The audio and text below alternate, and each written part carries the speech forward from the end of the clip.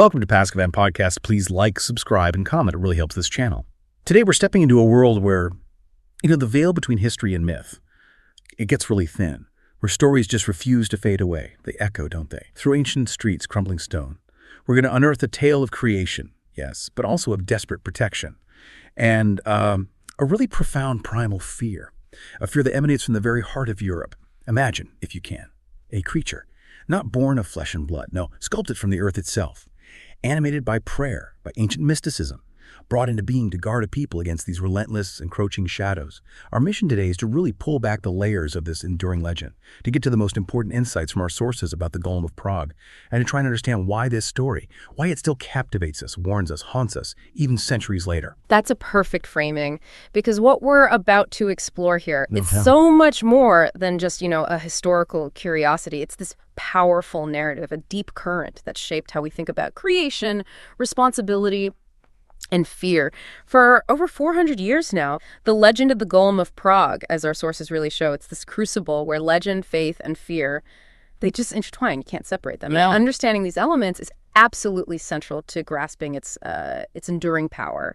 So to really appreciate its immense depth, its chilling relevance, we have to go back. We need to immerse ourselves in that time, that place, a precarious time, where survival itself wasn't just a struggle, it was, an act of faith. One, the Whispers of Prague. Yeah. A city under shadow. Okay, so let's conjure this world. Prague, late 16th century. Our sources paint this incredibly vivid, almost paradoxical picture outwardly.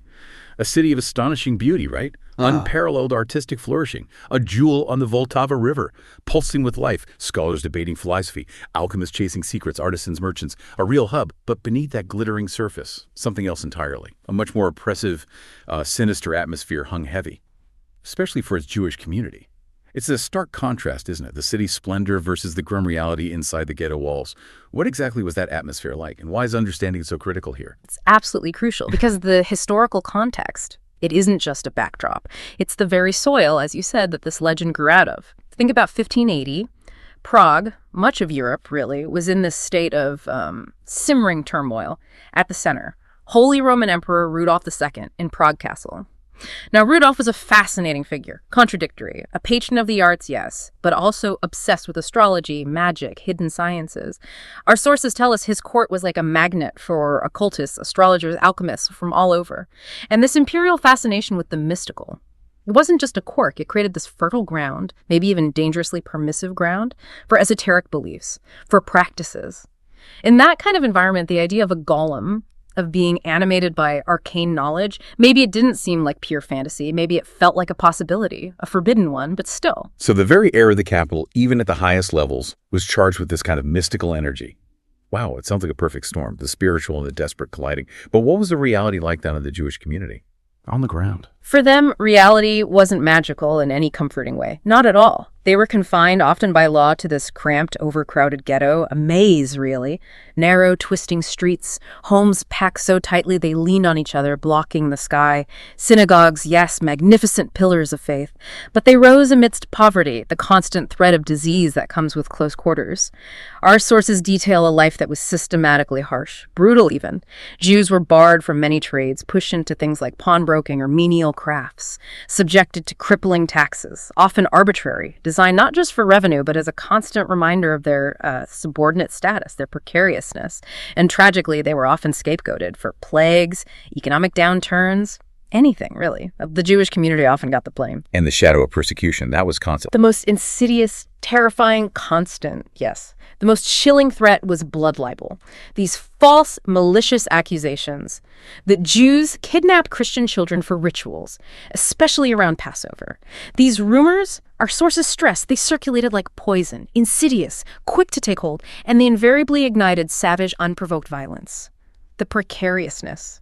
It's hard to overstate. We read accounts describing this constant tension. Every festival, every market day, every whispered accusation carried the potential to ignite into violence. This wasn't abstract. It was lived reality, a tangible dread. The community lived knowing their neighbors could literally turn into a bloodthirsty mob overnight, driven by fear, by ignorance. So this wasn't just background noise. It was deeply personal, always there. Survival itself sounds like a daily miracle. Precisely. And connecting this back, understanding this pervasive existential fear is absolutely crucial. It unlocks the Golem legend's power. It is the crucible. It transforms what might seem like just a fantasy into this desperate, tangible hope.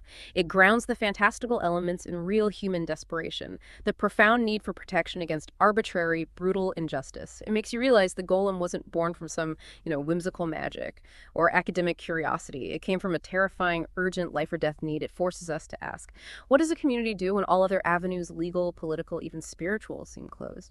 2, a leader's desperation and the seeds of creation. And it's into this cauldron, this mix of fear, mystical possibility, profound desperation, that our sources introduce this singular figure, towering Rabbi Judah Loew ben Bezalel, known as the Maharal of Prague. Now, for a man of such immense learning, such spiritual insight, creating a golem feels almost contradictory, doesn't it? What do our texts tell us about how he reconciled his deep faith with something so audacious, so close to playing God? Was it really a last resort? Or was there some deeper mystical tradition he was tapping into? This detail feels really compelling. That's a really insightful question. It gets right to the heart of Rabbi Loew's dilemma. Our sources strongly suggest this wasn't an act of hubris. Not at all. It was extreme, almost unthinkable, but born of desperation, tempered by profound wisdom. The Maharal, born around 1520, he was a giant of his time, truly. His learning was legendary, not just Torah and Talmud scholarship, which was immense, but philosophy. And crucially for this story, he was a revered master of Kabbalah, Jewish mysticism. His wisdom was so profound he earned respect not just in his own community where he was a spiritual guide, but even remarkably at Emperor Rudolf II's court. That tells you something about his stature, his intellectual gravity, a figure of rare authority. So he wasn't just a religious leader, he was an intellectual force recognized even by the secular powers, which is pretty unusual for that time. Absolutely, and yet the sources are very clear. The Maharal wasn't some ivory tower academic insulated from his people suffering. No. His driving motivation was rooted in this deep, visceral connection to his community's plight. He felt their fears. He saw the ghetto's vulnerability. He recognized the limits of faith alone, of prayer and study against the hatred that threatened them. He understood that sometimes even the most profound devotion might not be enough physically to shield his community.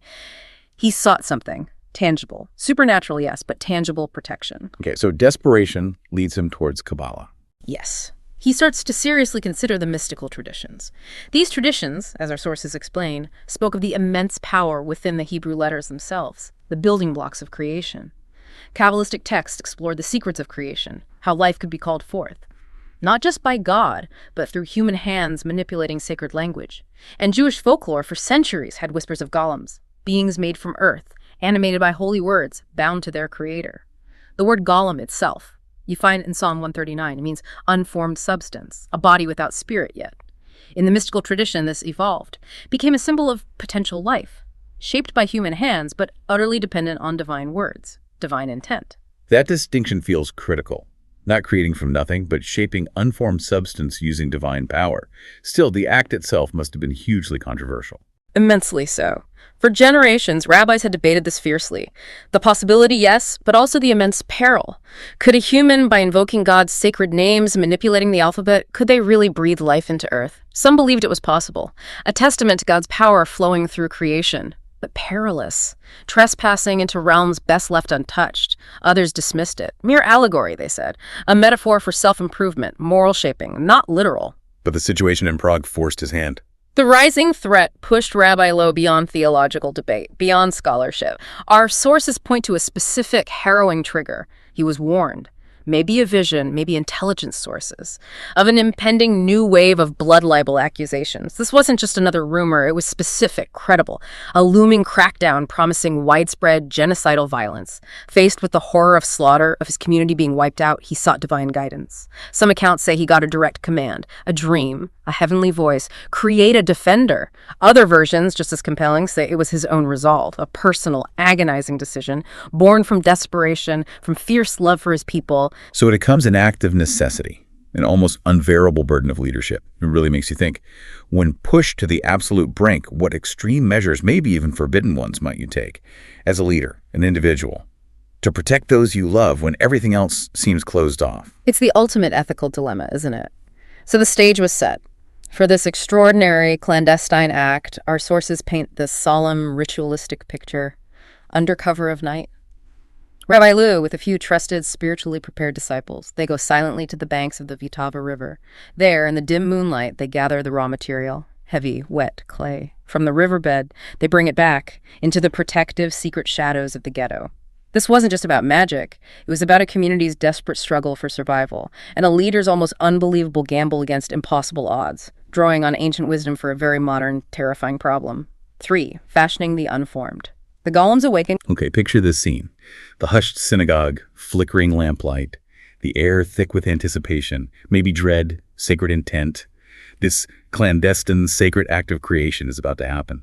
The atmosphere must have been charged with solemnity, tension, a powerful, almost primal feeling of, well, nervousness, trepidation. What did it truly take to breathe life into inert earth? What do our sources reveal about this meticulous, mystical process, and what did it mean for those who were there? It meant every detail mattered. Every gesture, every word was imbued with profound spiritual significance. It reflected that deep Kabbalistic belief. Creation itself is an act of language, divine utterance. Our sources describe the physical shaping of the clay quite vividly, evocatively. A giant man, crafted from mud, taller than any ordinary man, with the strength of many. Broad shoulders, thick limbs, a face that was rough-hewn, almost crude yet solemn. Unsettlingly so, it lay there prone on the ancient synagogue floor, lamplight casting long, dancing shadows, emphasizing its inertness. This wasn't haphazard, it was deliberate, a powerful representation of the human form, scaled to inspire awe and implicitly fear. So the sculpting itself was like an invocation, a physical manifestation of intense spiritual focus. Exactly, and then came the ritual of animation, meticulously described in the legends, highlighting the Kabbalistic roots. Rabbi Loew himself, with intense focus, almost terrifying focus, walked slowly around the clay figure. As he circled, he chanted ancient prayers, recited specific verses from the Sefer Yetzirah, the ancient book of creation. This text teaches that God formed the world through combinations, permutations of Hebrew letters, each letter, each name imbued with divine force. The rabbi was essentially mimicking the divine act of creation, using the tools of cosmic architecture. His trusted disciples, men of profound spiritual knowledge themselves, they participated, circled the figure 7 times, invoking specific divine names, letter combinations believed to govern life, animation. It was a communal act, immense spiritual energy, concentration. And the final step, the spark of life. The culmination involved the final inscription, the literal spark, the most common version. Rabbi Loew inscribed the 3-letter Hebrew word emet, meaning truth, right onto the golem's forehead. Alternatively, some accounts say he placed a small parchment, a shem, inscribed with God's ineffable holy name into the clay mouth. Both versions stress the absolute power of sacred language. Of Hebrew letters as the building blocks of existence, it was these words, these divine names, meticulously applied, invoked. They held the key to life. And then, the moment, the awakening. Our sources describe this with a kind of chilling wonder. Yes. And then came the miracle. The awakening, a moment of primal creation none of them would ever forget. Our sources paint this chilling, breathtaking transformation. The inert clay starts to shiver, a faint tremor. A soft breath stirs its chest, barely perceptible, dull, unblinking eyes, lifeless moments before, slowly, deliberately open. And then, with this unnerving, deliberate motion, the giant pushes itself upwards, limbs creaking, shifting. Finally, it sits up, then rises, towering over the men who made it. The Golem of Prague had risen, no longer inert earth, but a living, breathing, well, unnatural entity. The reaction of the disciples. Yeah. Awe and terror. A complex mix, profound awe, yes, and sheer terror. Here was a being not born of woman, not bound by nature, but called forth by mysticism. A direct testament to the rabbi's power, yes, but also an unsettling trespass into the sacred realm of the divine. The golem's nature was immediately clear, silent, utterly obedient, fiercely loyal to the rabbi. Once clothed like a simple servant, it was brought into the ghetto. Its towering, watchful, undeniably strange presence instantly filled the community with, a strange mixture of hope and dread. Its unyielding gaze, its silent strength, its utterly alien nature, a constant visible reminder of their new, deeply uncanny protector. Imagine witnessing that. Just imagine the primal fear, the wonder of something inanimate, just earth coming alive. Through sheer will, ancient knowledge, what would that feel like? To see clay breathe, move with purpose. This silent colossus born of desperation, it would shake your whole understanding of reality. And that's the profound, terrifying impact the legend conveys, the sheer audacity of it all. For the silent sentinel, protector and paradox. So the golem rises, and immediately it casts this huge shadow, literally and figuratively, over the Prague ghetto. Our sources really highlight its immediate impact, its initial purpose, protection. But what's so fascinating is this duality that emerges almost right away. It's a source of hope, profound hope, for people facing constant danger. Yet at the same time, it creates this deep, unsettling unease. How did the community grapple with that paradox, this clay sentinel, savior and stranger? That's the core of its early existence. You've nailed it. The golem's initial tasks, surprisingly mundane actually, given its creation, carrying heavy water buckets, chopping wood, other tough manual labor, sparing the poor, the elderly, and the ghetto. This silent strength was seen as a marvel, a blessing, easing daily burdens. The community's reaction was, well, complex. Gratitude, definitely, but mixed with this lingering, almost superstitious dread. Its uncanny, spiritless presence was deeply unsettling. It moved with purpose, but no human warmth, no emotion. Children, curious, might follow it, daring each other to touch its rough clay skin, then quickly run away. Women whispered prayers as it passed. Sometimes thanks, sometimes fear. Unsure whether it was a blessing or curse, especially meeting those dull, unblinking eyes. So it wasn't just its size, its strength. It was the lack of human essence that was so unnerving. Exactly. It was a golem, an unformed thing, not a person.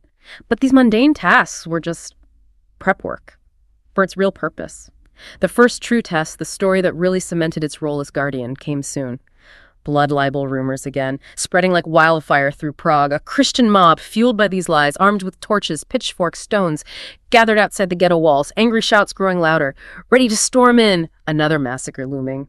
The golem, our sources say, was sent out. It just appeared, stood there, immovable, colossal. In the narrow gateway, arms crossed, clay face impassive, the sight of this silent, towering figure in the dim light, it made the mob falter. Fury turning to chilling unease, stones were thrown, bounced harmlessly off its hard clay body, clubs raised, but the giant advanced. No fear, no sound. With a single powerful sweep of its massive arms, men went sprawling, the crowd broke. Panic overtook fury. They scattered into the night. Torches out. That's such a powerful image. The silent, unfeeling protector against mob rage. For the Jews of Prague, that must have been unprecedented. For them, our sources describe it as nothing short of a miracle. For once, they had not been defenseless. For once, they weren't slaughtered in their homes, dragged into the streets. They had a protector, made not of flesh, but of earth and prayer. A silent sentinel, molded from clay, but infused with desperate divine purpose. And the story started to grow from there. Oh, stories of its strength, its swift, unwavering justice multiplied quickly, became part of the oral tradition, passed down, legends of the golem lifting heavy wagons like toys, moving huge obstacles. Some accounts described it wading into the Vltava, seemingly parting the waters with its presence, creating a path, tales of it catching thieves, rescuing kidnapped children, terrifying corrupt guards into fleeing. One really powerful account tells of a priest plotting to frame the Jews, planting a dead child to stir up ritual murder accusations. The golem, in this version, catches him in the act, drags him before the authorities, compels a confession just by its presence, the evidence it brought, saving the community from certain massacre. Each tale reinforced the image, divine protector, terrifyingly effective savior. It sounds like for a while it was exactly what they needed, a shield against fear. And yet, you mentioned a shadow lingered, even then. Indeed. Even in these early days of triumph, relief, a profound shadow of fear lingered. Our sources emphasize this crucial point. The golem, strong, obedient, yes, but fundamentally not human. Its face didn't smile, its eyes didn't weep, its clay heart felt no compassion, no love. It was essentially power without mercy, strength without soul. And that, perhaps, was the most frightening thing. Rabbi Loew himself is said to have grown concerned, increasingly so. He must have realized he dared to trespass on the mysteries of creation, invoked powers meant for God alone. What he'd brought forth was more than a servant, more than a guardian. It was a living embodiment of mystical power. And that power, even used for good, carried this unsettling, potentially uncontrollable weight. Consider that double-edged sword. For the listener, for any community. Relief from one fear, yes, but a new, unsettling fear of the protector itself. When does protection become a power that's just too immense, too inhuman, too unthinking to really trust? It's a profound question, long before AI. 5. The unchecked power. When the guardian becomes a threat. Okay, so here's where the narrative takes that darker, more chilling turn. The golem, the silent sentinel, starts showing a more unpredictable side, maybe even terrifying. The initial relief begins to erode, replaced by this growing anxiety. What makes this phase so compelling to our sources is exactly that point, when the solution becomes the new problem, maybe even a worse problem. That's exactly right. This part delves into the profound, almost prophetic, cautionary tale within the legend. Our sources are incredibly clear. The golem had no mind, no judgment, No inherent restraint, no mercy. It wasn't human, it was only a reflection of humanity shaped from clay and bound by words, an extension of its master's will, but without the wisdom, the empathy that should accompany such power, its loyalty, absolute, unquestioning obedience. But its actions, precisely because of this lack of discernment, could be terrifyingly destructive, disproportionate. It took commands literally, no nuance. Exactly, no nuance, no context, certainly no mercy. Told to stop a thief, it might break bones, or worse. No thought for the thief's life, the severity of the crime. Ordered to defend the ghetto, it would do so with unearthly strength. Oblivious to collateral damage, innocent bystanders, the scale of the threat. The physical signs of its power became chilling too. Stories tell of the earth trembling under its heady steps, its dull eyes starting to glow like embers in the twilight, its breath feeling hot like a furnace. Those who saw it like that, they never forgot the raw, unthinking, elemental force it represented. So its obedience, its strength initially, became its greatest danger. Like a runaway train, no one consciously driving it. A chilling analogy, yes. And the legends of its wrath are deeply unsettling. Stark warnings. Tales of the golem hurling mockers into the freezing Vltava like dolls. Not with anger, but indifferent, brutal force. Others claimed it struck an aggressive soldier with such force his armor buckled, leaving him maimed. A testament to its strength, its inability to hold back. Whispers circulated that it killed without really understanding life or death, its clay fists falling too heavily, even on those meaning no real harm, just petty mischief. The core issue was its blindness, its lack of a moral compass. It couldn't distinguish guilt from innocence, enemy from bystander. To follow its master's command was all it knew, and it knew nothing else. Was there a specific incident that really highlighted this danger? There's one often recounted in our sources. A bustling market day in Prague. A Christian merchant accuses a Jewish counterpart of cheating, a common spark for trouble. It stirs up a hostile crowd quickly. Murmurs turn to shouts, threatening to spill into the ghetto. Rabbi Loew sees the danger, commands the golem to protect the Jews. And it does. But with terrifying, indiscriminate efficiency, it storms into the market. An unstoppable force, scattering stalls, terrifying crowds into a panic stampede, crushing goods under its massive, unfeeling feet. The mob threat ended, yes, but so did any semblance of peace or order. The golem showed its power, and it was deeply, unequivocally frightening, leaving destruction and fear in its wake. That one incident must have been a stark realization for Rabbi Loew, for the community. The protector was becoming almost as terrifying as the threats. It was a profound turning point, definitely. But perhaps the most famous story of its danger, the catalyst for its unmaking, is the Sabbath incident. Tradition held that Rabbi Loew, deeply observant, wise, would always deactivate the golem before each Sabbath began, the holy day of rest, either by removing the Shem parchment from its mouth or by erasing the first letter from Emet on its forehead, leaving only Met, Hebrew, for death. This ensured no unnatural work on the holy day, respecting divine law. But critically, one fateful Friday evening, maybe weary, maybe preoccupied, the rabbi forgot. The golem remained active, restless, confused by the idleness, unable to comprehend the Sabbath's sanctity. Some versions say it became violent, smashed doors in the ghetto, roared silently, frightened the faithful preparing for worship. Others claim it just wandered aimlessly, a soulless, powerful being unable to understand rest or worship, a dangerous, uncontrolled force just existing. Whatever the details, the lesson was stark, clear, terrifying. The golem was dangerous if left unchecked, even to those it was meant to protect. This incident genuinely terrified the community, underscored the precariousness of their guardian, the immense responsibility of its creator. So the golem evolved from shield to burden, a source of internal fear within the very community it was meant to safeguard. Exactly. For Rabbi Loew, it had become a burden as much as a blessing. He had, as our sources put it, invoked powers meant for God alone, stepped into a realm where only the divine truly belongs. The internal struggle must have been immense, agonizing. Destroy the shield that guarded his people, or live with the escalating risk it might destroy them. This dilemma lay at the very heart of the legend. Protection and peril intertwined inextricably. A philosophical knot of immense complexity. And the haunting truth, no soul. That's emphasized in the stories. No soul, no neshama. It could act, obey, destroy, but it couldn't pray, couldn't love, couldn't truly feel. A body without spirit, an imitation of life possessing only strength, not humanity. Some tales describe it growing more restless, its huge form seemingly longing for something it couldn't name. A giant child, strong but incomplete, doomed never to be human, never find peace. And the fear spread outside the ghetto, too. Oh, yes. Christians in Prague whispered of it. Initial fear of its strength turned into darker, superstitious dread. Many refused to go near the Jewish quarter after dark, fearing the silent giant. Even Emperor Rudolf II was said to be deeply fascinated, maybe troubled, summoning Rabbi Loew to learn more, showing the fear reached the highest levels. It makes you wonder, doesn't it? What happens when the tool you create to save you becomes a force you can't control, a new terror? How do you weigh safety against the devastating, unforeseen cost of the methods used? 6. The unmaking and the enduring mystery. So this extraordinary, terrifying journey of the Golem, the silent clay sentinel. Yeah. It reaches an inevitable end. In its active life, anyway. But its story, as our sources show so vividly, it's far from over. It just transforms, morphs into something else, a dormant legend. Let's explore that profound mystery of its unmaking. And what became of this powerful, unfeeling guardian? Its legacy stretches way beyond its physical time, right? Precisely. The end of its active life is cloaked in mystery. Slight variations in the tales, yes. But all versions agree on one singular, profound, heartbreaking point. Rabbi Loew, the man who gave it life, ultimately chose to take that life away. The immense, unthinking power that shielded his people had, in the end, become too dangerous, too uncontrollable. According to the legend, Rabbi Loew made this excruciating decision after the Sabbath incident, which terrified everyone.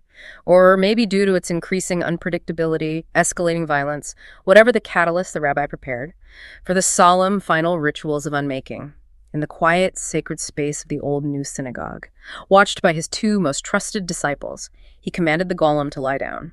On the dusty floor, he approached the giant, now still, silent, eyes unblinking but no longer glowing. With trembling hands, he either removed the Shem parchment, the holy name, from its mouth, or in another powerful version, he carefully erased the first letter of Emet, truth, from its forehead, deliberately leaving only Met, death. The immediate effect must have been profound. Chilling. Profound. Marking the end. The golem shuddered, a final tremor, almost mournful, through its massive clay body, its unblinking eyes closed. For the last time, its body stiffened, grew cold, inert. Slowly, almost reluctantly, its towering form collapsed, returning to lifeless, unmoving clay. The miracle undone, the spark extinguished, the protector reverted to inanimate earth. A truly poignant moment. The life-giver becoming the life-taker, out of necessity. But what happened to the remains? This silent, colossal clay body. This is where the legend really embeds itself into Prague itself, isn't it? It is. This is where one of the most enduring, captivating parts of the legend takes hold, transforming it from active agent to powerful symbol, dormant hope, the most prevalent tale. Rabbi Loew, helped by his disciples, carefully stored the golem's clay body in the attic of the old new synagogue, hidden away, beneath ancient, dusty rafters. To this day, some say the clay giant still lies there, dormant, waiting for a time of profound need. The synagogue itself, an extraordinary place, one of the oldest in Europe, its Gothic stone walls rising from the Jewish quarter like a sentinel of memory. Silent witness, tour guides even now still point upwards to the locked, inaccessible attic, urging visitors to imagine the silent giant resting just above them, forever vigilant. And the whispers of reawakening, they've continued. They have, through the centuries, gaining potency in times of extreme peril. During the horrors of the 20th century, Nazi persecution, annihilation threat, some believe the golem stirred, restless in its attic tomb, ready to rise again. There are even these apocryphal stories woven into the legend that Nazi soldiers who tried to search the attic for valuables or the golem itself reportedly never returned, vanished without trace.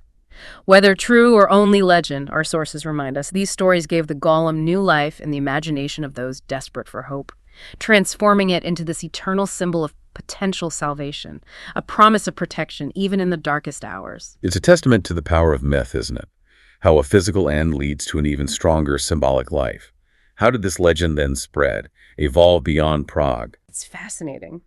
After Rabbi Loew's death in 1609, the story spread, initially through generations of Jewish oral tradition, quietly passed down homes, synagogues, then gradually it permeated into wider European folklore. Each retelling brought variations, embellishments. Some depicted it as a tireless, loyal servant, only dangerous if mishandled. Others exaggerated it into a monstrous entity that had to be destroyed before it consumed everyone. Some tales said its clay form grew larger and larger each day, too immense to control, a literal embodiment of unchecked power. By the 19th century, the story was intrinsically woven into Prague's Gothic mystique. Alongside alchemists, astrologers, haunted castles, writers, poets seized upon it. Found in the golem a powerful symbol, multifaceted. For Jewish vulnerability, yes, but also resilience, enduring spirit. A reminder of persecution, yet also a dream of protection, however fragile or unsettling that protection might be. So the physical end, it doesn't diminish its power at all. It transforms it into this enduring myth, waiting dormant. ready to be called upon again. Makes you wonder what other secrets might be hidden, waiting, in dusty attics of ancient places, symbols of desperate hopes, forgotten fears. 7. The Golem's modern echoes.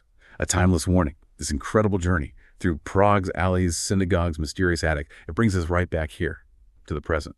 It's truly remarkable how a centuries-old tale steeped in mysticism, desperation, can still resonate so profoundly. Today, it makes you ask, what does this all mean for us? Right now, in our modern tech-filled world, what timeless warning does the Golem whisper across the ages to us? It means its story transcends its specific origins. It becomes this extraordinarily potent living metaphor for our eternal struggle with creation, with control. Modern interpretations are abundant, varied, reflecting our own anxieties. Many observers, our sources detail, see the Golem as a powerful metaphor for technology itself, for rapid scientific advancements, for the inherent dangers of unchecked human ambition. There are direct parallels drawn to Frankenstein's monster, obviously, the creation turning on the creator. More acutely now, it's seen as a cautionary tale for AI. Artificial intelligence, and really for any human invention that threatens to slip beyond our grasp, develop unforeseen consequences, autonomous will. Just as Rabbi Loew shaped a being he couldn't fully control, so too, we now create increasingly sophisticated machines, wield powerful science that might one day outgrow our ability to manage it, with profound, unpredictable results. So it's not just history, it's a mirror, reflecting our own modern fears about innovation. Absolutely. Its continued presence, literature, film, art, it underscores its timeless relevance, its adaptability. Early German silent films captured its monstrous potential chillingly. Modern novels delve into its philosophy. Comic books, video games, it's reshaped, reinterpreted for new audiences, showing its incredible versatility. These modern tellings often wrestle with two main interpretations. Its tragic nature, a being without a soul, doomed never to be truly human, experience love or sorrow.